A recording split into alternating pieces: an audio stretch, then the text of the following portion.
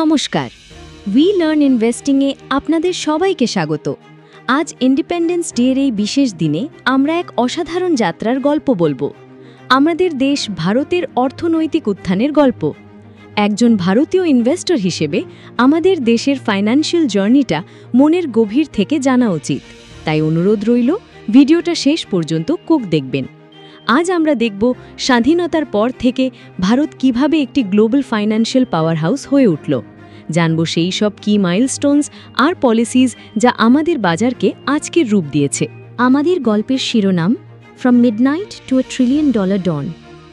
1947 সালের মধ্যরাত থেকে আজকে $1 ট্রিলিয়ন অর্থনীতি পর্যন্ত ভারতের এই অসাধারণ পরিবর্তনকে আমরা তুলে ধরব।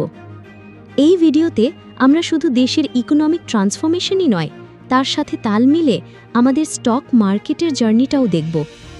এটা শুধু দেশের গল্প নয়, এটা আমাদের সবার টাকার গল্প, আমাদের ইনভেস্টমেন্টের গল্প। তাই এই জার্নিটা বোঝা প্রত্যেক ইনভেস্টরের জন্য খুব জরুরি। ভারতের এই অর্থনৈতিক অভিযাত্রা সত্যি অবিশ্বাস্য। আমরা শুরু করেছিলাম একটি কৃষিভিত্তিক অর্থনীতি দিয়ে, যেখানে 1947 সালে আমাদের পার ক্যাপিটা ইনকাম ছিল মাত্র $619। আর আজ 2025 সালের মধ্যে ভারতের জিডিপি প্রায় $4.19 ট্রিলিয়ন হতে চলেছে, যা আমাদের বিশ্বের চতুর্থ বৃহত্তম অর্থনীতি করে তুলেছে। ভাবতে পারেন, একটা ভাঙা অর্থনীতি থেকে এই $1 ট্রিলিয়ন রিয়ালিটিতে পৌঁছানোর রাস্তাটা কতটা রোমাঞ্চকর ছিল। চলুন সেই গল্পটাই আজ আমরা জানব। দেশের অর্থনীতির পাশাপাশি আমাদের স্টক মার্কেটের গল্পটাও কিন্তু দারুণ। এর শুরুটা হয়েছিল খুবই সাধারণভাবে 19 শতকে একটা বটগাছের তলায় কিছু ব্রোকারদের হাত ধরে। আর আজকের দিনে সেই মার্কেট একটা $5 ট্রিলিয়নের পাওয়ার হাউস, যার মার্কেট ক্যাপিটালাইজেশন বিশ্বের অন্যতম সেরা বাজারগুলির মধ্যে একটি। এই জার্নিটা ভালো লাগছে? তাহলে আমাদের চ্যানেল উই লার্ন ইনভেস্টিংকে এক্ষুনি লাইক আর সাবস্ক্রাইব করে আমাদের সাপোর্ট করুন। এই রকম ফাইন্যান্সিয়াল নলেজ আমরা আপনাদের জন্য সব সময় আনতে থাকব।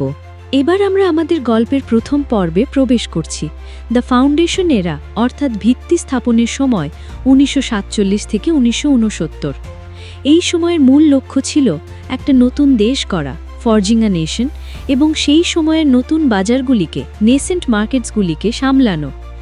স্বাধীনতার পর আমাদের অর্থনৈতিক অবস্থা ঠিক কেমন ছিল আর নেতারা কিভাবে দেশকে এগিয়ে নিয়ে যাওয়ার পরিকল্পনা করেছিলেন, চলুন পরের স্লাইডে সেটাই দেখি। স্বাধীনতার সময় আমরা ঠিক কীরকম একটা অর্থনীতি উত্তরাধিকার সূত্রে পেয়েছিলাম সেটা জানা খুব দরকার। ঔপনিবেশিক শোষণের ফলে আমাদের অর্থনীতি অত্যন্ত ক্ষতিগ্রস্ত হয়েছিল।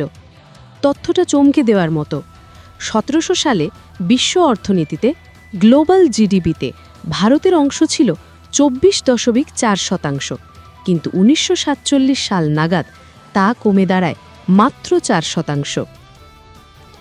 আমাদের অর্থনীতি তখন মূলত কৃষিভিত্তিক ছিল। 1950 সালে ভারতের জিডিপির প্রায় 59% আসত কৃষি থেকে, যা প্রমাণ করে যে আমাদের শিল্প প্রায় ধ্বংস হয়ে গিয়েছিল। এই ভাঙা অর্থনীতিকে পুনরায় গড়ে তোলার জন্য তৎকালীন প্রধানমন্ত্রী জওহরলাল নেহরুর নেতৃত্বে একটি মিক্সড ইকোনমি মডেল গ্রহণ করা হয়েছিল। এই মডেলটি সোভিয়েত ইউনিয়নের কেন্দ্রীয় পরিকল্পনার দ্বারা অনুপ্রাণিত ছিল। এই লক্ষ্যেই 1950 সালে প্ল্যানিং কমিশন বা পরিকল্পনা কমিশন গঠন করা হয়। এর মূল কাজ ছিল দেশের সীমিত সম্পদকে সঠিকভাবে ব্যবহার করে উন্নয়নকে এগিয়ে নিয়ে যাওয়া। এই প্ল্যানিং কমিশনের মাধ্যমেই 5-year প্ল্যানস বা পঞ্চবার্ষিকী পরিকল্পনা চালু করা হয়েছিল, যা দেশের উন্নয়নের পথ প্রদর্শক হয়ে ওঠে। প্রথম পঞ্চবার্ষিকী পরিকল্পনায় 1951 থেকে 56 কৃষির উপর সবচেয়ে বেশি জোর দেওয়া হয়েছিল এবং এতে 3.6% জিডিপি গ্রোথ অর্জন করা সম্ভব হয়, যা নির্ধারিত লক্ষ্যের চেয়েও বেশি ছিল। এরপর দ্বিতীয় পরিকল্পনায় 1956 থেকে 61 মাহালেমোদিস মডেলের ওপর ভিত্তি করে দ্রুত ভারী শিল্পায়নের বা র্যাপিড হেভি ইন্ডাস্ট্রিয়ালাইজেশনের দিকে নজর দেওয়া হয়। এই সময় স্টিল, মাইনিংয়ের মতো কোর সেক্টরে বড় বড় পাবলিক সেক্টর আন্ডারটেকিংস বা পিএসইউ তৈরি করা হয়, যেগুলোকে ভারতের আধুনিক মন্দির বা টেম্পলস অফ মডার্ন ইন্ডিয়া বলা হতো। যখন একদিকে দেশজুড়ে রাষ্ট্রীয় উদ্যোগে শিল্প গড়ার কাজ চলছে, তখন স্টক মার্কেটের ভূমিকা কী ছিল? তখন বাজার মূলত একটি কলোনিয়াল র্যালিক বা ঔপনিবেশিক উত্তরাধিকার হিসেবেই ছিল।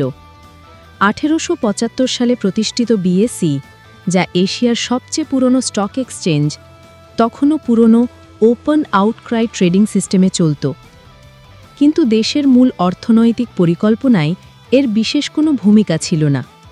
এটি একটি পেরিফেরাল ইনস্টিটিউশন হয়েই থেকে গিয়েছিল, যা নেশন বিল্ডিংয়ের প্রচেষ্টা থেকে প্রায় বিচ্ছিন্ন ছিল। এবার আমরা গল্পের দ্বিতীয় পর্বে চলে এসেছি, দ্য এরা অফ স্টেট কন্ট্রোল, যা 1969 থেকে 1990 সাল পর্যন্ত চলেছিল। এই সময়টাকে প্রায়শই হিন্দু রেট অফ গ্রোথ বলে উল্লেখ করা হয়, কারণ তখন দেশের অর্থনৈতিক বৃদ্ধি প্রায় 3.5% একটি ধীর গতিতে আটকে গিয়েছিল। এই যুগের সবচেয়ে বড় এবং প্রভাবশালী পদক্ষেপ ছিল ব্যাংক ন্যাশনালাইজেশন বা ব্যাংকগুলির রাষ্ট্রীয়করণ, যা ভারতের অর্থনীতির গতিপথকে অনেকটাই বদলে দিয়েছিল। এই যুগে অর্থনীতিতে রাষ্ট্রের নিয়ন্ত্রণ আরও শক্তিশালী হয়, যাকে সোশ্যালিস্ট টার্ন বলা যেতে পারে। এর সবচেয়ে বড় দুটি উদাহরণ ছিল ব্যাংক রাষ্ট্রীয়করণ এবং লাইসেন্স রাজ। 1969 সালে 14টি এবং 1980 সালে আরও 6টি বড় বাণিজ্যিক ব্যাংকে জাতীয়করণ করা হয়। এর প্রধান উদ্দেশ্য ছিল ব্যাংকিং পরিষেবা গ্রামের মানুষের কাছে পৌঁছে দেওয়া, যার ফলে ব্যাংকের শাখা 8,200 বেড়ে প্রায় 50,000 হয়ে যায়। এই সময়ে লাইসেন্স রাজ তার চরম পর্যায়ে পৌঁছায়। কোম্পানিগুলোকে ব্যবসা বাড়ানো বা নতুন পণ্য আনার মতো ছোটখাটো কাজের জন্যেও সরকারি পারমিশন বা লাইসেন্স নিতে হতো। এই সব কিছুর ফলে অর্থনীতি অত্যন্ত ধীর গতিতে এগোতে থাকে, যা হিন্দু রেট অফ গ্রোথ নামে পরিচিত। এই সময়ে ভারতের গড় জিডিপি বৃদ্ধি ছিল প্রায় 3.5%। দেশের এই ধীর গতির অর্থনীতির ওপর কিছু অভ্যন্তরীণ এবং আন্তর্জাতিক ঘটনা বা ইকোনমিক শকস আরও চাপ সৃষ্টি করে। 1975 থেকে 77 সাল পর্যন্ত দেশে জারি থাকা দি এমার্জেন্সির সময় মাত্র 6 মাসের মধ্যে পাইকারি মূল্য সূচক হোলসেল প্রাইস ইন্ডেক্স 10% বেড়ে গিয়েছিল। এর পাশাপাশি 1973 এবং 1979 সালের গ্লোবাল অয়েল শকস ভারতের অর্থনীতিকে নাড়িয়ে দেয়। অপরিশোধিত তেল আমদানি করতে গিয়ে খরচ এতটাই বাড়ে যে 1974 সালে ইনফ্লেশন বা মুদ্রাস্ফীতি রেকর্ড 28.6% পৌঁছে যায়। এই নিয়ন্ত্রিত অর্থনীতির মধ্যেই ভারতীয় শেয়ার বাজার আধুনিকীকরণের দিকে তার প্রথম পদক্ষেপ নেয়। 1 জানুয়ারি 1986-তে ভারতের প্রথম stock market index BSc Sensex চালু করা হয়। এর বেস ভ্যালু ছিল 100, বেস ইয়ার 1978-79। এই প্রথম সাধারণ মানুষ বাজারের ওঠাপড়া বোঝার জন্য একটি নির্দিষ্ট সংখ্যা পেলেন, যা খবরের কাগজে প্রতিদিন প্রকাশিত হতো। সেন্সেক্স খুব শীঘ্রই দেশের শেয়ার বাজারের পালস বা নাড়ির স্পন্দন হয়ে ওঠে। তবে সেই সময় বাজারের গতি ধীর থাকায় সেন্সেক্সের 1000 পয়েন্ট ছুঁতে 4 বছরেরও বেশি সময় লেগেছিল, যা 25 জুলাই 1990-এ সম্ভব হয়। এরপর আসে ভারতীয় অর্থনীতির ইতিহাসে সবচেয়ে গুরুত্বপূর্ণ পর্ব 1991 থেকে 2008, যা আমাদের ভাগ্যকে নতুন করে লিখেছিল। এই পর্বটি liberalisation and the great Indian take off নামে পরিচিত। কিন্তু এই নতুন যুগের শুরুটা হয়েছিল এক ভয়ঙ্কর অর্থনৈতিক সংকটের মধ্যে দিয়ে, যা দেশকে আমূল পরিবর্তনের জন্য বাধ্য করে। এই সংকট থেকে জন্ম নেয় ঐতিহাসিক বাজেট 1991, যা ভারতের অর্থনীতিকে চিরদিনের জন্য বদলে দেয়। ভিডিওটি যদি তথ্যপূর্ণ মনে হয় তাহলে অবশ্যই একটি লাইক দিয়ে আমাদের উৎসাহিত করুন। 1991 সাল নাগাদ ভারত প্রায় দেউলিয়া হওয়ার পথে দাঁড়িয়েছিল। দেশের ফরেন এক্সচেঞ্জ রিজার্ভ কমে মাত্র 1.2 বিলিয়নে এসে দাঁড়ায়, যা দিয়ে 3 সপ্তাহের প্রয়োজনীয় জিনিসও আমদানি করা যেত না। পরিস্থিতি এতটাই গুরুতর ছিল যে দেশকে তার সোনা ইন্টারন্যাশনাল মনিটারি ফান্ড বা IMF-এর কাছে বন্ধক রেখে এমার্জেন্সি লোন নিতে হয়েছিল। এই ঘটনাটি পরিবর্তনের অনুঘটক হয়ে ওঠে। এর মূল কারণ ছিল বিপুল ফিস্ক্যাল ডেফিসিট, কারেন্ট অ্যাকাউন্ট ডেফিসিট এবং 1990 সালের উপসাগরীয় যুদ্ধ বা গালফ ওয়ার, যার ফলে তেলের দাম বেড়ে গিয়েছিল। এই সংকটের মুহূর্তেই তৎকালীন অর্থমন্ত্রী ড. মনমোহন সিং বলেছিলেন, "no power on earth can stop an idea whose time has come." এই সংকট থেকে বেরিয়ে আসতে সরকার এলপিজি রেভলিউশন শুরু করে, যা ছিল এক যুগান্তকারী পদক্ষেপ। এলপিজি মানে লিবারালাইজেশন বা উদারীকরণ, প্রাইভেটাইজেশন বা বেসরকারীকরণ এবং গ্লোবালাইজেশন বা বিশ্বায়ন। লিবারালাইজেশন বা উদারীকরণের মাধ্যমে লাইসেন্স রাজকে ভেঙে দেওয়া হয়, যার ফলে বেসরকারি সংস্থাগুলো ব্যবসা করার অনেক স্বাধীনতা পায়। বেসরকারীকরণের মাধ্যমে সরকারি সংস্থা বা পিএসইউগুলির অংশীদারিত্ব বিক্রি করা শুরু হয়, আর বিশ্বায়নের মাধ্যমে ভারতের অর্থনীতিকে বিশ্বের জন্য খুলে দেওয়া হয়। এর ফলে দেশে ফরেন ডাইরেক্ট ইনভেস্টমেন্ট বা এফডিআই এবং ফরেন ইনস্টিটিউশনাল ইনভেস্টর্স বা এফআইআইসের আগমন শুরু হয়। অর্থনৈতিক সংস্কারের এই সময়ে 1992 সালের হর্ষদ মেহতা স্ক্যাম শেয়ার বাজারকে নাড়িয়ে দেয়। এই কেলেঙ্কারি বাজারের অনেক দুর্বলতা, যেমন দালালদের একাধিপত্য এবং অস্বচ্ছ সিস্টেমকে সামনে নিয়ে আসে। এরপরেই দুটি বড় প্রাতিষ্ঠানিক পরিবর্তন আনা হয়। প্রথমত, সেবিকে 1992 সালে স্ট্যাচুটরি পাওয়ার্স দেওয়া হয়, যা তাকে একটি শক্তিশালী ও স্বাধীন মার্কেট রেগুলেটর হিসেবে প্রতিষ্ঠা করে। দ্বিতীয়ত, 1994 সালে ন্যাশনাল স্টক এক্সচেঞ্জ বা এনএসই চালু হয়। এটি সম্পূর্ণ অটোমেটেড স্ক্রিন বেস ট্রেডিং নিয়ে আসে, যা বাজারে স্বচ্ছতা এবং দক্ষতা বাড়িয়ে দেয়। এরপর 1996 সালে নিফটি 50 ইন্ডেক্স চালু হয়, যা আরও আধুনিক এবং বৈচিত্র্যময় একটি সূচক ছিল। এলপিজি সংস্কারের ফলে যে সেক্টরটি সবচেয়ে বেশি উপকৃত হয়েছিল তা হল ইনফরমেশন টেকনোলজি বা আইটি। বিশেষ করে 2000 সালের Y2K বার্ডের সমস্যা সমাধানের জন্য বিশ্বজুড়ে ভারতীয় ইঞ্জিনিয়ারদের চাহিদা বিপুলভাবে বেড়ে যায়। এর ফলে ভারতের আইটি সেক্টরে এক অভূতপূর্ব বৃদ্ধি দেখা যায়।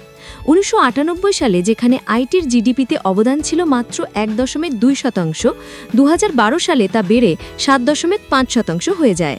সফটওয়্যার এক্সপোর্টসের পরিমাণও আকাশ ছোঁয়া হয়ে ওঠে, যা 1992 সালের $164 মিলিয়ন থেকে বেড়ে 2002 সালে $7.8 বিলিয়ন পৌঁছায়। এর ফলে ভারত একটি সার্ভিসেস লেড ইকোনমিক গ্রোথের মডেলে রূপান্তরিত হয়। শক্তিশালী অর্থনৈতিক বৃদ্ধি এবং আইটি বুমের ফলে ভারতের শেয়ার বাজারে এক ঐতিহাসিক বুল রান শুরু হয়। এই সময়ে দেশের জিডিপি গ্রোথ নিয়মিতভাবে 6%-এর বেশি ছিল এবং 2007 সালে তা 9%-এ পৌঁছেছিল। প্রচুর পরিমাণে ফরেন ইনস্টিটিউশনাল ইনভেস্টর্স বা এফআইআইএসদের বিনিয়োগ আসতে শুরু করে, যা বাজারকে আরও উপরে ঠেলে দেয়। এর ফলে সেন্সেক্স খুব দ্রুত নতুন মাইলফলক তৈরি করতে থাকে। 2000 সালে 6000, 2006 সালে 10,000 এবং 2008 সালের জানুয়ারিতে 21,000 পয়েন্ট অতিক্রম করে। এই দুর্দান্ত বুলরানের পরেই আসে এক নতুন পর্ব, 2008 থেকে 2025, যা ছিল বিশ্বব্যাপী সংকট মোকাবেলা এবং এক নতুন ডিজিটাল ভবিষ্যৎ গঠনের সময়। এই সময়টাতেই ভারতীয় অর্থনীতি তার দৃঢ়তা বা রেজিলেন্সের সবচেয়ে বড় পরীক্ষা দেয়, বিশেষ করে 2008 সালের বিশ্বব্যাপী আর্থিক সংকটের সময়। এই পর্বেই ভারত এক নতুন ডিজিটাল ভবিষ্যতের দিকে পা বাড়ায়, যা আমাদের অর্থনীতি এবং বাজারকে নতুন দিশা দেখায়। কিভাবে?